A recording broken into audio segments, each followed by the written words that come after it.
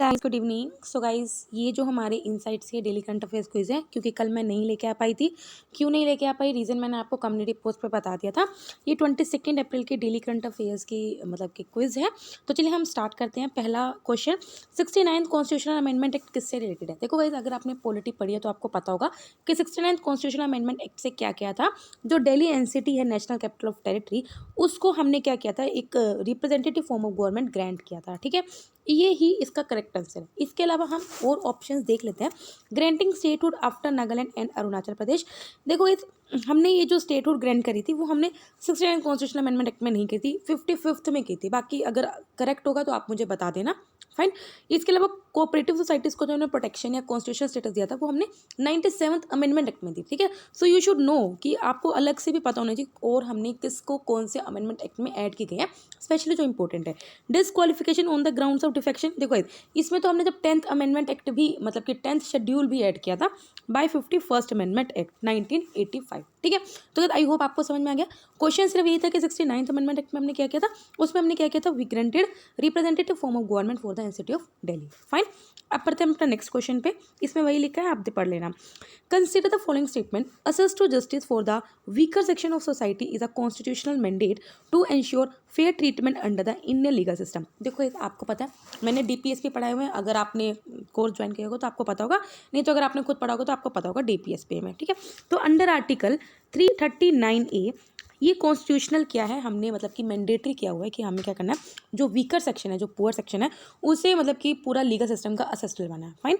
Next है, equal justice free legal aid is one of the DPSP under the Indian constitution. ये बात बिल्कुल सही है, अभी बताया ना, आपको पता है।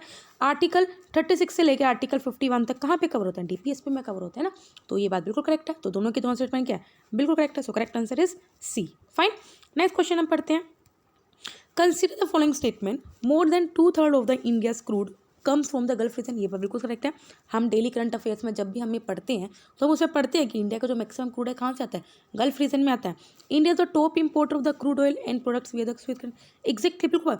इवन कि चाइना भी हमसे पीछे है, मतलब हम सबसे इतना ज़्यादा इंपोर्ट करते हैं। दोनों के दोनों स्टेटमेंट बिल्कुल करेक्ट है। Which of the above statement are incorrect. देखो इनकरेक्ट पूछा है तो दोनों के दोनों स्टेटमेंट करेक्ट है। So neither one nor two is a correct answer. ठीक है, तो गाइस जब भी क्वेश्चन करो इसमें जरूर देखना करेक्ट पूछा है, इनकरेक्ट पूछा है। फाइन। तो करेक्ट आंसर इज डी। अब आप देख सकते हो, India is the top import of the crude oil and products via the Suez canal. Even की हाइयर है चाइना, साउथ कोरिया, सिंगापुर के according to data from the Vortexa. और हमारा जो मोर देन 2/3 ऑफ जो क्रूड आता है वो कहाँ से आता है, गल्फ रीजन से आता है। फाइन। नेक्स्ट क्वेश्चन है, consider the following statement regarding the Nisar mission. देखो गाइस, काफ़ी बार हमने डिस्कस किया डेली करंट अफेयर्स में। ठीक है, ये नासा और इसरो का ज्वाइंट मिशन है। फाइन। तो Nisar is a satellite Holi developed by ISRO that will detect movement of the earth surface. नहीं, देखो सबसे पहले तो हमने पढ़ा था होली डेवलप्ड बाय नहीं है, क्योंकि नासा और इसरो के द्वारा। फाइन, तो ये स्टेटमेंट यहाँ गलत हो गई। It uses the synthetic aperture radar that produce a high resolution. ये बात बिल्कुल करेक्ट है। इसका फुल फॉर्म ये कि NASA ISRO synthetic aperture radar mission. Fine, तो ये बात बिल्कुल सही है। इसमें मतलब कि ऐसा रडार लगा जो हाई रेजोल्यूशन की इमेजेस कैप्चर करेगा। It will track changes in cropland, hazard sites and to monitor crisis such as volcano. ये बात भी करेक्ट है। तो कौन कौन सा स्टेटमेंट करेक्ट है, सेकंड एंड थर्ड स्टेटमेंट बिल्कुल करेक्ट है। फाइन, तो सेकंड एंड थर्ड स्टेटमेंट बिल्कुल करेक्ट है। बाकी गाइस डिटेल आप पढ़ सकते हो। नासा और इसरो ने इसको कोलैबोरेट किया गया ऑन सैटेलाइट काम, और काम इसका वही है कि क्या करेगा, प्लेनेट की जो सर्फेस है, जो हमारा अर्थ सर्फेस की मूवमेंट को डिटेक्ट करेगा। फाइन, बाकी मैंने आपको सब कुछ बता चुकी हूँ, वही इसमें लिखा हुआ है। फाइन। नेक्स्ट क्वेश्चन है, लास्ट क्वेश्चन है, consider the following statement regarding the Asia Pacific economic corporation. देखो भाई, जो इस तरह के इंस्टीट्यूशन और ऑर्गेनाइजेशन होते हैं वेरी इंपॉर्टेंट।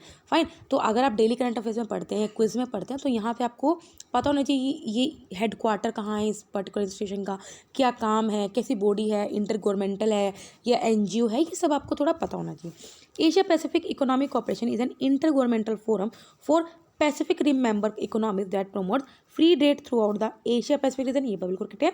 ये एक recognise as one of the highest level multilateral blocks and oldest forum in Asia Pacific. ये बात करिए। China, Russia and India the members of AP. देखो इंडिया इसका मेंबर नहीं है, यू शुड नो, एपीईसी का इंडिया मेंबर नहीं है, लेकिन ये इंडिया रिक्वेस्ट कर रहा है मेंबरशिप के लिए। फाइन, तो करेक्ट स्टेटमेंट कौन सी है, 1 एंड 2 ओनली। फाइन, एक बार हम इसकी डिटेल पढ़ लेते हैं। एशिया पैसिफिक इकोनॉमिक कोऑपरेशन एक इंटर गवर्नमेंटल फोरम है। 21 इसमें मेंबर कंट्रीज हैं जो फ्री ट्रेड को प्रमोट करती हैं through out the Asia Pacific reason. Headquarter का कहाँ है? Singapore, note it down.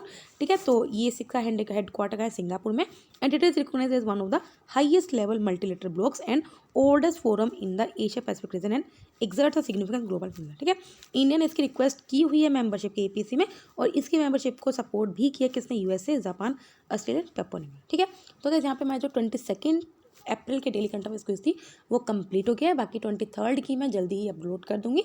तब तक के लिए बाय बाय, टाटा।